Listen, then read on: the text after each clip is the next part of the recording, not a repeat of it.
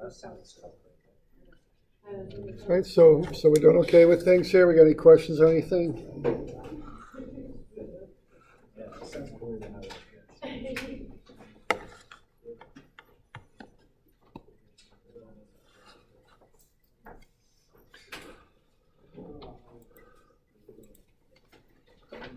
All right, we'll just keep going with polar coordinates then with curved motion. So polar coordinates, you have an origin, you measure out from the origin a distance, and then measure an angle to specify where a coordinate's at, okay?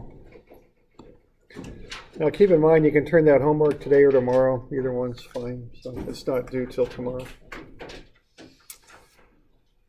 All right, now if we're going to define motion with polar coordinates, we're going to have two components, a radial, which goes in and out from the origin, and a transverse, which is perpendicular to the radial. Okay. So if you're looking at the velocity of the object, you've got r theta dot, which is just the radius times the angular velocity.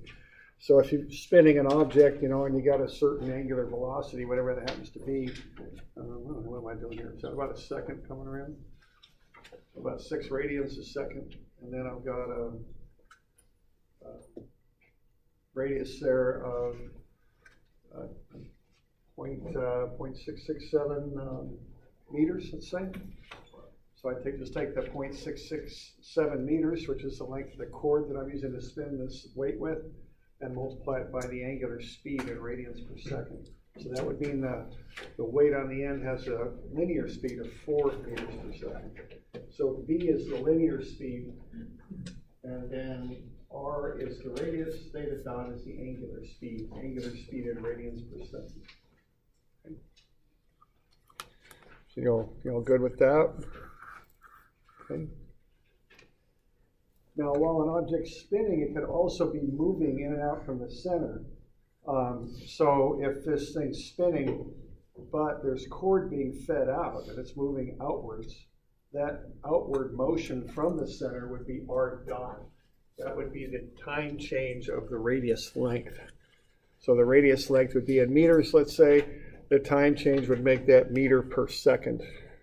So what that is an object moving in or out, positive for out, negative for in from the center. So you might be going that way, or you might be going that way. So that would be positive r dot, and that would be negative r dot. Okay.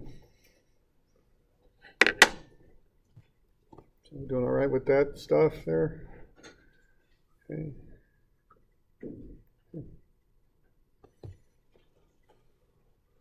All right, now acceleration has the two components also, radial and transverse, radial in and out towards the origin, and transverse perpendicular to the radial. And in addition, the acceleration has two terms per component there, okay? So for the radial component, what you have first is r theta dot squared. Now what that is, if you can work out the algebra here, that's the same thing as v squared over r. That's basically normal acceleration. So r theta dot squared is mathematically equivalent to v squared over r. They're the same thing. So if you just spin a weight around, and even if the weight does not get closer to the origin, even if it just spins around the origin, it's still constantly accelerating inward with a magnitude of r theta dot squared, which is equivalent to v squared over r. So keep in mind, even though that acceleration is inward, the radius is not getting shorter. The radius stays the same length, but just due to the change in direction of the object as it spins, it's accelerating inward. Okay. Now that always has a negative sign on it, okay, because it's inward, okay. Now the other component is r dot dot, which is just the acceleration of the length of the radius. So as an object is spinning, if the radius is lengthening while that occurs, that would be a positive r dot dot. If the radius is lengthening at an increasing rate, I should say. So that would be a meter per second squared, which would just mean the radius is getting longer at an increasing rate. Okay. That's a positive. So for the total component, you get r dot dot minus r theta dot squared. So we're good on that. All right.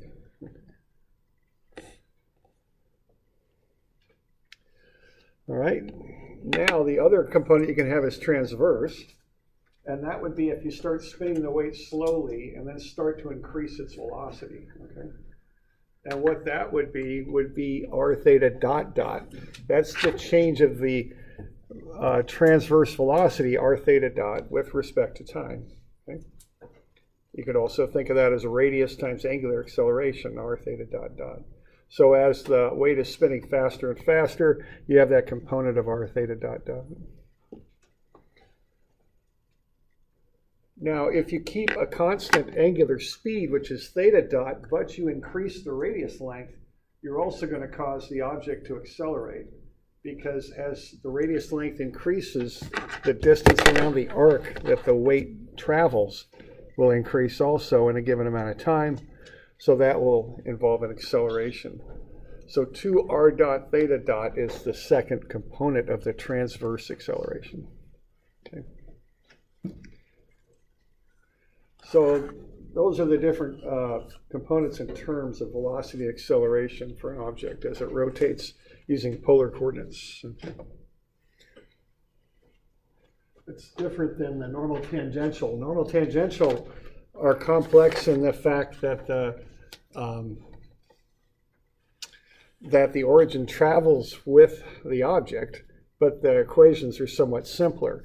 Here the origin stays in one place, but on account of that, the equations get a little bit more involved. Okay.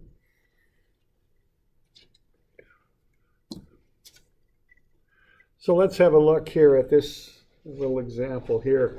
Let's say we've got the plate here is spinning, and we've got a spring pushing the weight outwards.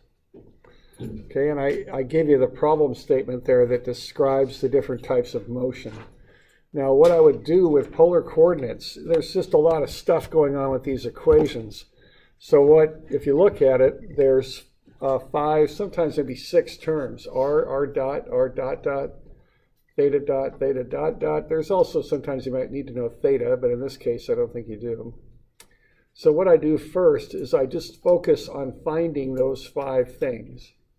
Once I've got them, then I plug them into the formula. That's how I work through polar coordinates when I'm working with it. So step 1 is just to identify those 5 things. Then I just plug them in. It's not a big deal. So why don't you just read through that problem statement and fill in that little table with those 5 things. Pay attention to the wording in the problem statement, and also pay attention to the units. Okay, because the units will give you a big tip-off on what something is. Okay. So that's page 220 is where we are.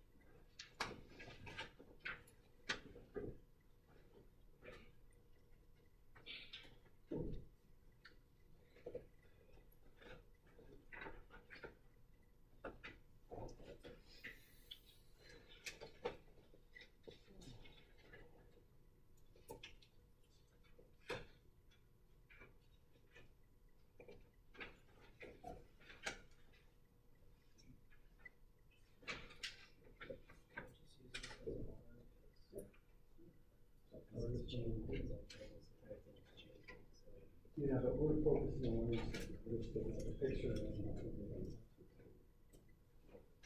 We're just trying to pick those values off, fill in. There's all different ways perhaps to get the values, you know. It just depends on the problem. This one, they're just right there, just read through. Watch your signs a little bit on it. I'd suggest that. I'd also suggest looking at the units. You know, that's kind of the tip off on what where the different things fit. Okay. So the stuff with R in it has meters as its base unit, and then different time units depending on which one you're talking about. The stuff with theta in it has radians in it. That's the unit that you would use. That's what you're supposed to. And then different time units underneath. Okay. Okay. So what we got there, it looks like R is about 0.5, doesn't it? Okay, R dot. Now what R dot is this type of motion, in and out. Now let's see, I guess we should define that we're going to call our origin of our coordinate system right here. And that's what I would do. The middle of the plate as it spins. The spring shown as pushing B out from the center of the plate, out from the center of the plate. So that'll be positive 1.8 meters per second. Okay. The rate the spring is lengthening is increasing at 1.2 meters per second squared. So it's increasing. So that'll be a positive also. So is it only 1.8 meters per second when time equals 0? We're just analyzing at this instant, so to speak. I mean, that's what you can do with this method of analysis. So we're just kind of picking out that one instant. That's what we're doing.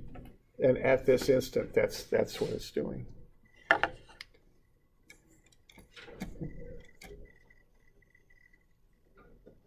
Okay. All right, and then we've got the angular stuff. Let's see. Flat plate is spinning with an angular velocity of 2 radians per second, so I guess I would call counterclockwise positive. So that's 2 radians per second.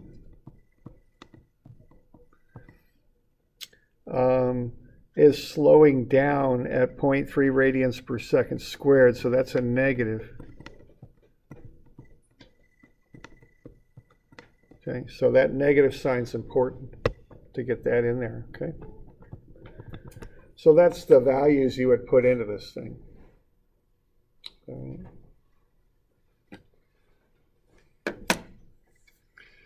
And then if, you know, I don't think I said to do it, but, you know, if you were to continue with this problem here, you could just, you know, run it through the equations. So, you know, if I just get those 5 things written down, then I could just find the velocity and acceleration. I could just run it through the equations there.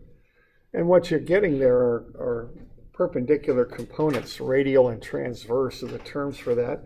Just plug the numbers in, and you can get the velocity and acceleration, you know, if that's what you wanted to know there.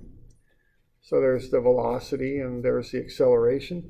You know, if I wanted to, I could find the magnitude of velocity and acceleration. Those are perpendicular components, so I can take the square root of the sum of the squares, and that would get that for me.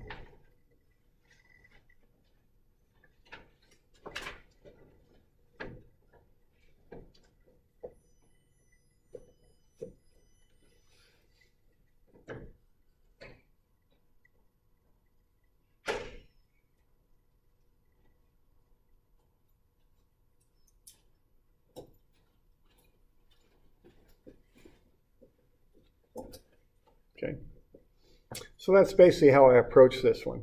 Now this coordinate system is useful for non-circular motion. I like to use it to describe that. So this looks to be some sort of spiral motion. The object is moving outward as it spins. So, you know, that would probably define something like a spiral. Okay.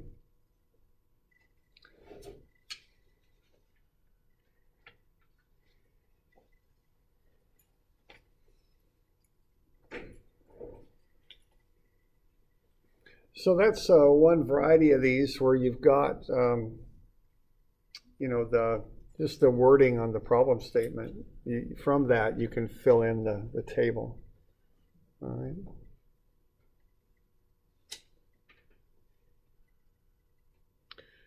Now, there's other types of problems you might run into with this as well.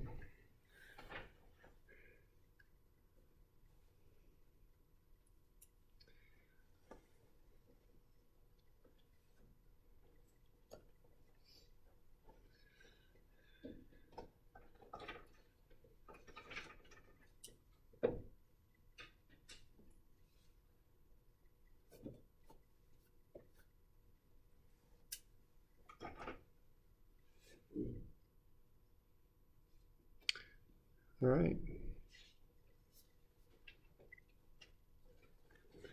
So we'll look at this next one here on the next page. So 230 perhaps, I'm not sure, I think it's 230.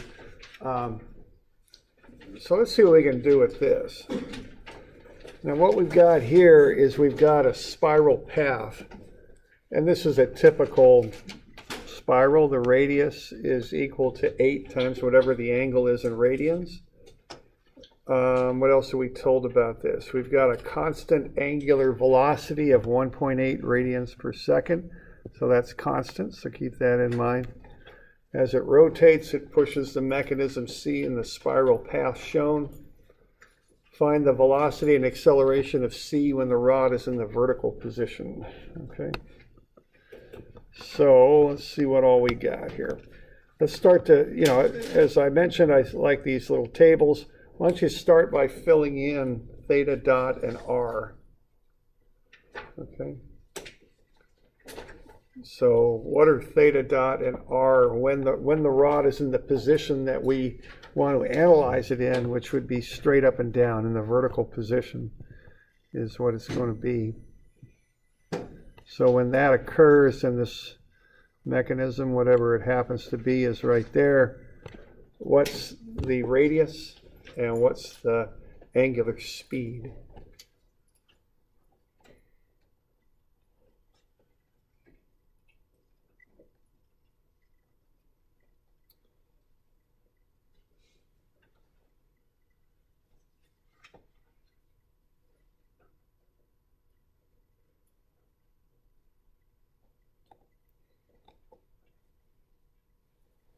You might want to show if you got any intermediate steps. I think it'd be worthwhile to show them also.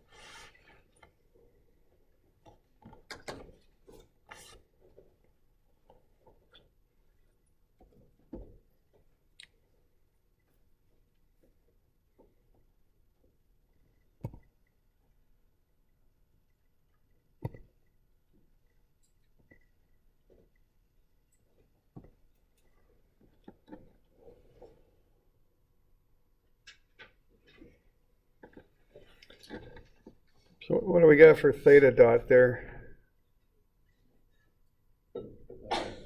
Yeah, 1.8. You're just given that? You know anything about theta dot dot? It's 0, yeah, because it's a constant theta dot.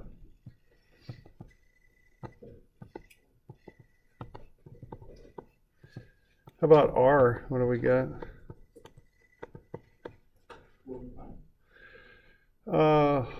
No, let's see. R is, that's 4 pi. Yeah, I think you're right. Yeah, what we got here is R is 8 times whatever theta happens to be. So at 90 degrees, that equals pi over 2 radians, which is what you'd want to use. If I could spell and write, that might be good. Let's try that again. 2 radians. Okay, so 8 times pi over 2 is 4 pi, which I would probably call 12.57. Okay. And that would be radian, or no, that would be meters, or centimeters, I'm sorry. Oh, did I even tell what unit we're in here?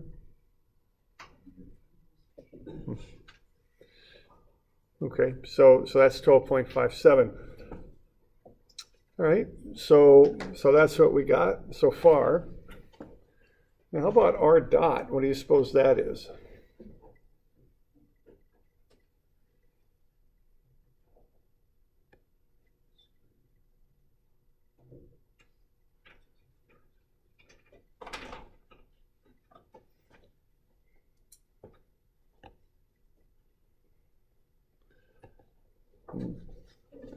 What's that?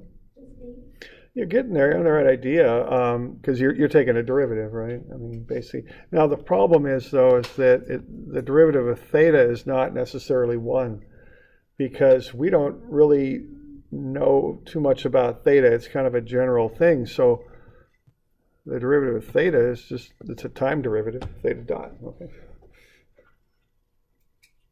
All right. And then how about R dot dot? Yeah, there you go, yeah. So, I've always thought this is definitely my kind of calculus. I like this. You just put dots on things and you're done. All right. Yeah, it is. I don't know if I try and pull it off in math class. They may not like that, but it's fine here. So what's theta dot at the time I'm interested in? What is theta dot, I guess? It's 1.8. See, I don't quite know how I got to the 1.8 functionally. I don't care. I mean, I'm done. 14.4. Okay. How about theta dot dot? What's that? It's 0. Okay. So we're not doing those things in a functional sort of sense. We just know if R is 8 times theta, R dot is 8 theta dot. And R dot dot is 8 theta dot dot. Then I know the values for theta dot and theta dot dot, so I plug them in. I mean, that's about it. Okay. So this could be another way to get this stuff figured out. It doesn't require that you know the actual functions that are doing real derivatives there. As long as you know what the values are, you can just go ahead and plug them in. Okay.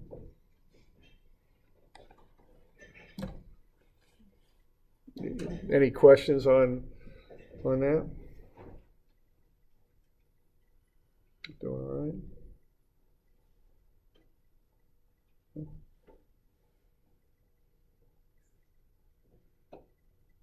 Okay.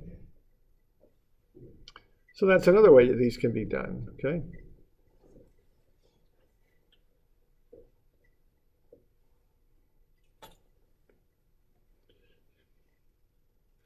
All right, and then again, you just plug the stuff in. I mean, plug in R dot, that's the radial component, plug in R and theta dot, and that's the transverse. Run the numbers. If you want a magnitude, take the square root of sum of the squares. I mean, that's about it. Okay. So when you're doing these problems, I just like to start off by figuring out what those 5 variables are. Sometimes you also need theta, sometimes. Not always, but sometimes you do. So if you do, get that filled in as well. That'll make for 6. And then just plug them into the formula. Okay. Yeah, question. What's UR stand for? Okay, the U means a unit vector. R means in the radial direction. So that's essentially analogous to I or J. It's just a unit vector that says what direction that points. Same thing with the use of theta. That's the transverse unit vector. So the radial unit vector is going that way, and the transverse is doing that. It's perpendicular to the radial. Okay? So it just tells you what direction these components point. So, if you had 4i plus 5j, it's 4 in the x and 5 in the y. Same idea. They're just not squared up anymore. They're polar. Okay? And that's the velocity at 90 degrees. Well, let's see. The two components of velocity are at 90 degrees to one another, and then the square root of sum of the squares would be the resultant of the two components of velocity. Well, maybe we'll get to that in a minute. I don't know if that's, when it's up at 90. Yeah, when it's top dead center. Yeah, when it's up and down. Yeah, okay. It took me a minute to understand what you're asking. Sorry. Yeah, so this is when the rod's vertical, right? Okay. And then you can do the same thing, just plug everything in for acceleration. Watch your signs, remember that this sign is part of the formula, it's, because that normal acceleration acts inward, so it's always there. And just plug everything in, square root of sum of the squares gets you your total magnitude.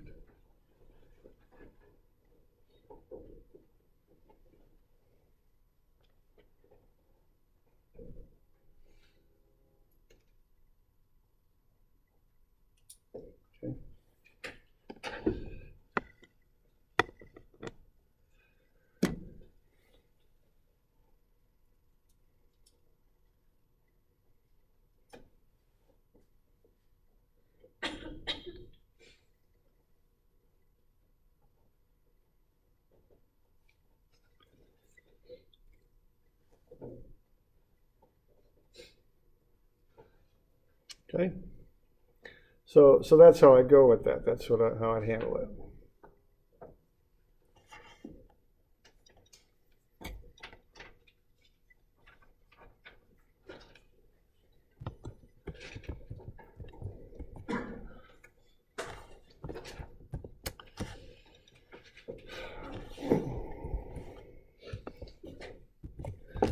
This thing's frozen up on me. Yeah.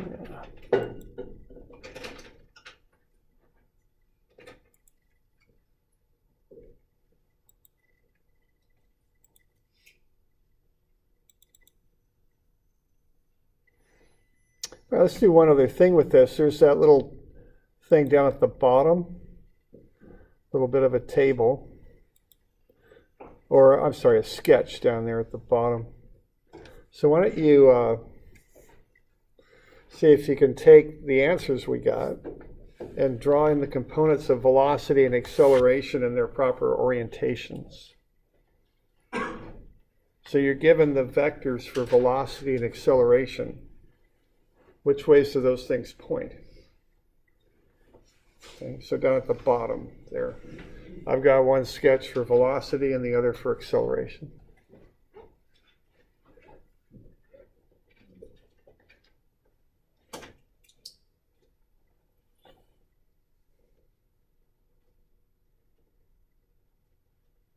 So let's see if you can get them there on the sketch. Which way are they going?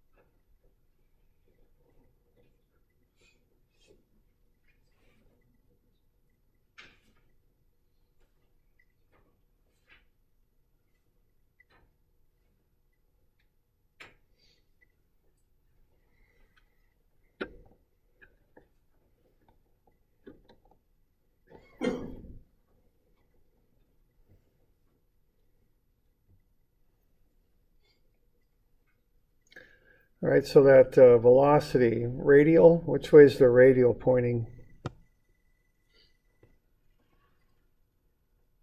Positive. Yeah, it's positive. Now we're putting these components at the point, that's what's moving, so that's where we put the velocity vector. So the radial component is doing that. It's 14.4, okay.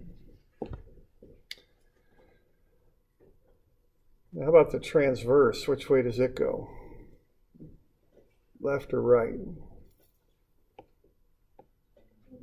Yeah, it goes left. And which is it, horizontal, or is it up at an angle a bit, or what the heck's it doing? Okay, I heard a couple answers. One was it's horizontal, the other was it was tangent.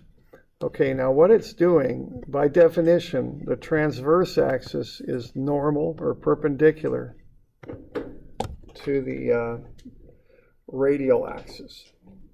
So this is 22.6, and that equals V transverse. Now the tangency I understand, because we've already learned that the velocity of an object on a curved path is tangent to the curve. So what's tangent to that curve? Is it the transverse component, or what is it exactly? Result. Yeah, the result. Yeah, see, the total is what's tangent. Like that, okay? Well, I kind of busted drawing that. I don't know if I'm... There we go. Okay, so V total is what's tangent to the curve. Not the transverse, but the total. Okay. Now, this problem was done using polar coordinates. If we'd have, okay, so if we'd have done this using normal tangential, which way would they be pointing then, do you suppose? If we'd have done these using normal and tangential coordinates.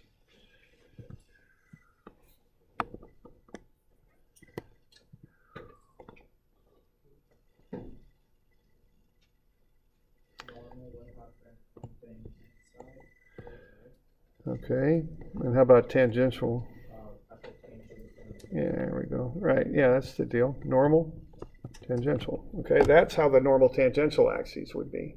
See, they don't correspond to the polar axes. They're different. They're similar. They've got similarities. Some of the terms are similar and all that, but they're not the same thing, okay?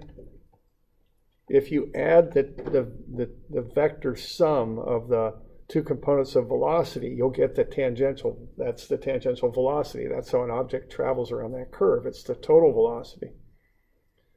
But that would be the tangential component had we used normal tangential axes. See, they're not the same thing as the polar axes.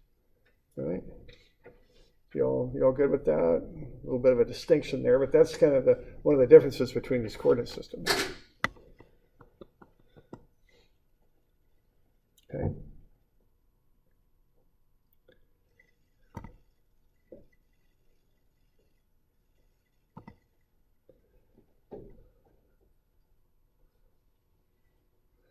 How about, so we good with that? How about the components of acceleration? Which way are they going? How about the radial?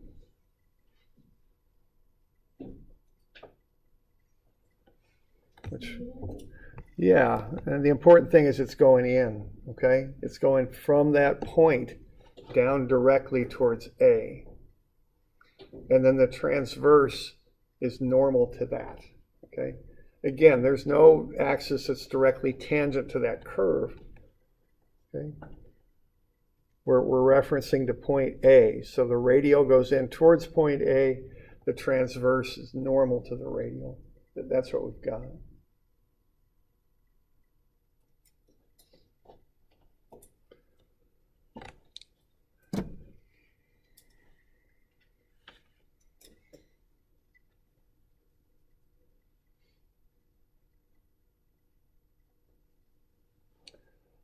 Questions on that?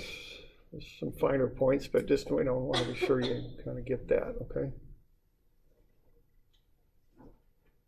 Okay, so, and the reason that 40.7 3 points in is because of that negative sign right there. So that means inward towards the origin. Okay.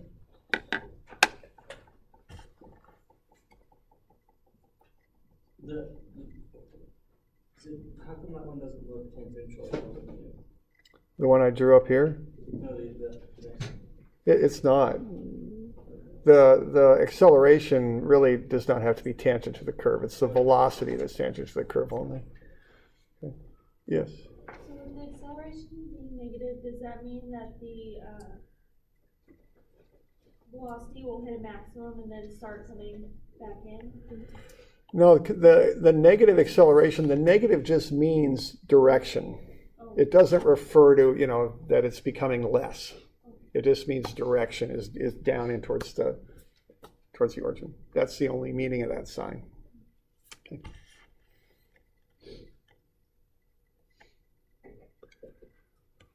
Other questions or anything on this? Doing all right?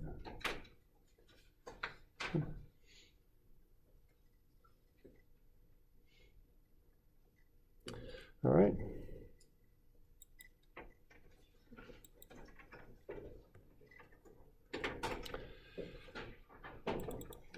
We look at a couple other kind of side topics here. First one is pulleys. Okay. Now pulleys can get, that's a pretty simple one right there, obviously, but pulleys can get a little bit tricky. There's a whole kind of field of study called rigging that millwrights learn just about how to hoist things and how to move things around and that sort of thing. Let's look at a basic analysis of pulleys.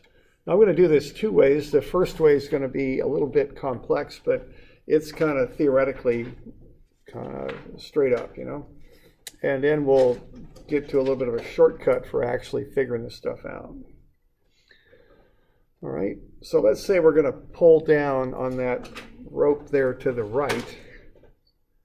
Okay, so we're going to pull that cable downward 0.4 meters per second for 1.5 seconds. Let's figure how high we'll lift the weight when we do that. Okay. Now, and I'm on page 240. Okay. So if I do this, the first thing I want to do is I want to identify how many ropes I've got. So I'm going to start with this rope like that. I'm just going to track it on around. So it looks like I got one rope, and that's about it, okay? And what I'm going to do then is determine the length of the rope. That's how you approach these.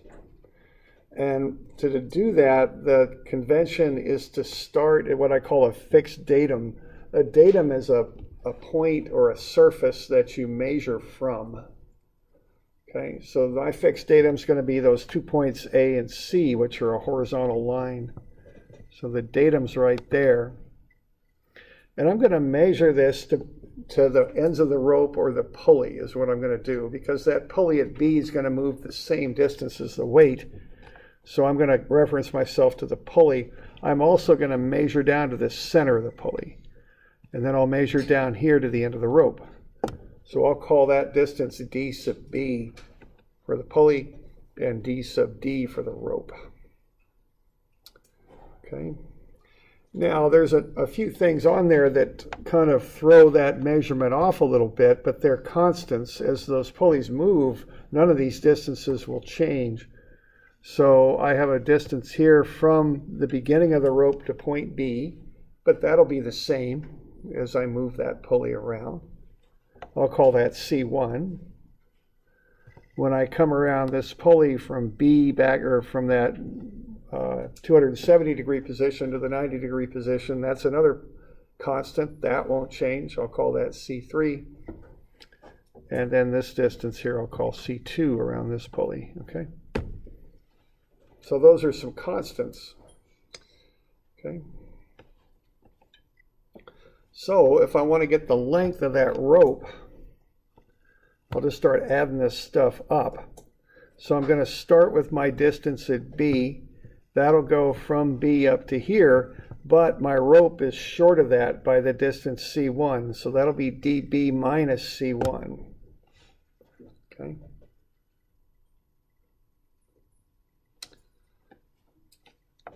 Then I'm going to wrap around that little pulley next, so that will be C2 right there, same distance as I've got over here. So that'll be C2.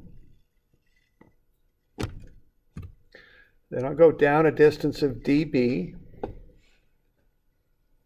Then I'll wrap around the big pulley. That'll be C3 right there. Then I'll have another distance up of dB. I'll wrap around the little pulley for another C2. And then I'll go down the distance d sub d. Okay. So that's the full length of the rope, that collection of terms.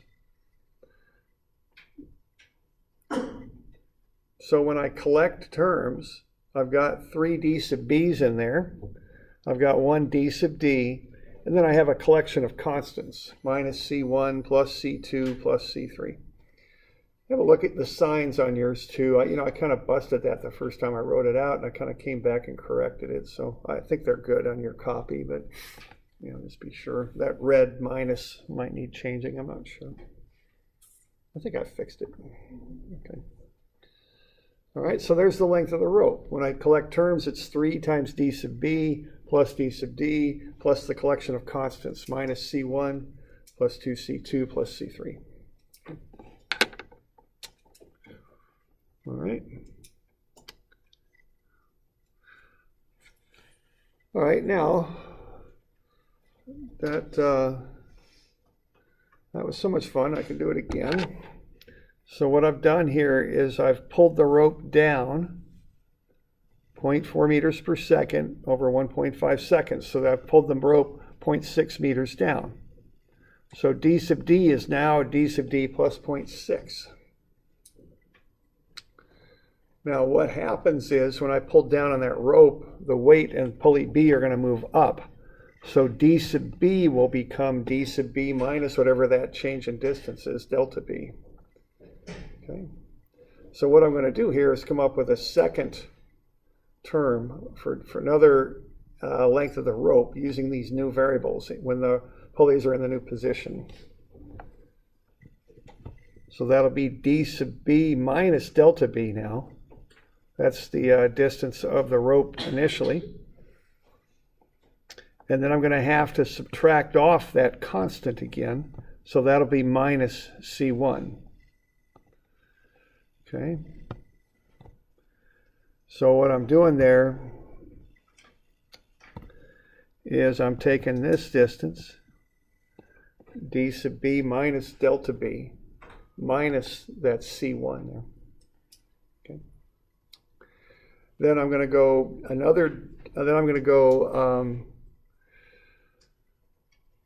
let's see, then I'm going to go d sub b again, minus delta b, this distance, that's coming down here. Then I'll add in the C3 around the big pulley. And then I'll go up d sub b minus delta b. And I'll go around the little pulley for a plus C2. And then I'll go down to the end of the rope, which is d sub d now plus 0.6. Okay. And I'll collect terms. And I'll get a similar collection here, but they'll be a little different. I'm going to have 3 d sub b minus 3 delta b plus d sub d plus 0.6, and then plus this collection of constants. Okay.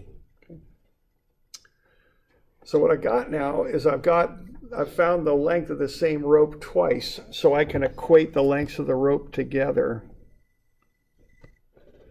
Okay, and when I do that, the constants are the same, so they'll cancel. The 3 dB and the d sub d, they're both on both sides too, so they can go away. So a whole bunch of stuff cancels. I'm left with 0 on the left and minus 3 delta b plus 0.6 on the right. So 3 delta b is 0.6, so delta b is 0.2.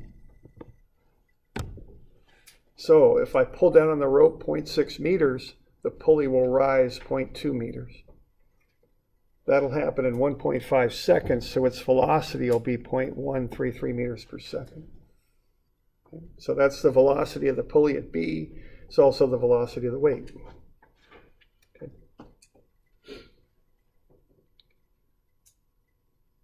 You doing all right with that?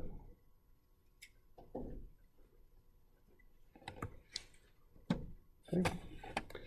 So we just found the length of the rope in both positions.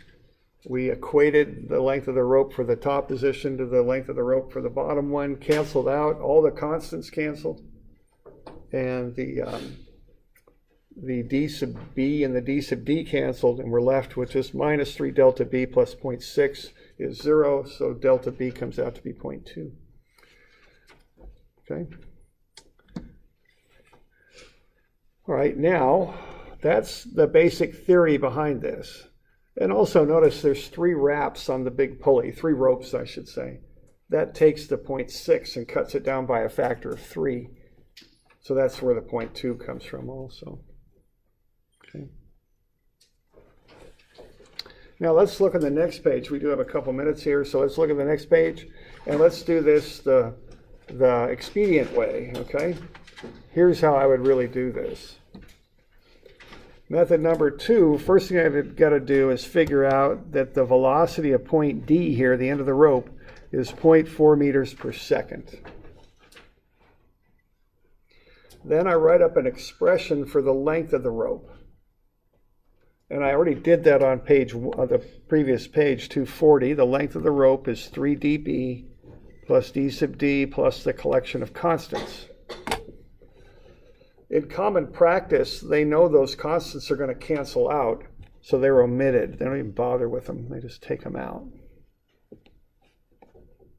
So what you ended up with then is length is 3 d sub b plus d sub d plus a collection of constants. Okay. Now what you can do with that, that's a length expression. You can take a time derivative. The length of the rope is a constant, so the derivative of L, the length of the rope, goes to 0. The derivative of 3d sub b goes to 3v sub b, and the derivative of d sub d goes to v sub d. So what you got there is 0 is 3vb plus vd. Just solve that out. So minus 3vb is vd, minus 3vb is 0.4. So v sub b is negative 0.133. Okay, so v sub d was down, so that means the negative means that v sub b is up. That's basically how that goes. Okay.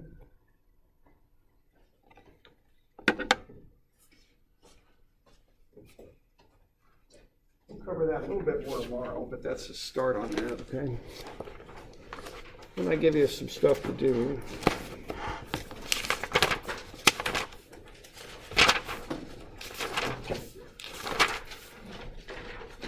About 151 and 152. About those. And these will be due Friday. It should be the 19th, I think. Okay. Okay. So 151 and 152. Good.